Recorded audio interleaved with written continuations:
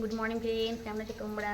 আমি ভালো আছি। আজ আমি খুব খুশি জানো, মানে আমার এক ভাই আসছে, একটা দিদির ছেলে। ও কলকাতায় ক্যান্সার হসপিটালে জব করে, তো আসতে পারেই না, টাইম হয় না। তারপর শুনেছি দিদি ভাইয়ের এত শরীর খারাপ, আমাকে দেখতে আসছে। আর আমি খুব খুশি ও আসছে, মানে ও যে আসছে এটাই আমার কাছে অনেক বড়। আর আজকে তো বৃহস্পতিবার, তাও আমি বলেছিলাম ওটা মাংস আনতে, তো মাংস আমার ঢুকে তো বলো দিদি ভাই রাতের রান্না করলাম, দিদি ভাই মাংস খাবো না, ও আসছে একটা মেয়ে আসছে বোন। তো বললো খাবো না, নিরামিষ করবো। নিরামিষ কী রান্না করবো, একটু ভাজাভুজি করছি, তারপরে একটু চাটনি বসেছি, এই ভাজাগুলো করেছি, আরও ভাজবো।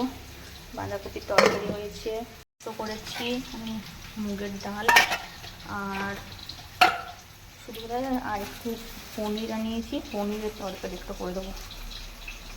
আর কী করবো, আজকে বৃহস্পতিবার, তো ভাই বললো যে না কিছু করার তোমার দরকার নেই, তাও করলাম। আমার খুব খারাপ লাগছে জানো, যে ভাই আসছে নিরামিষ খাবে। যাই হোক, ভাই তো আসছে, এটাই আমার কাছে বড়ো।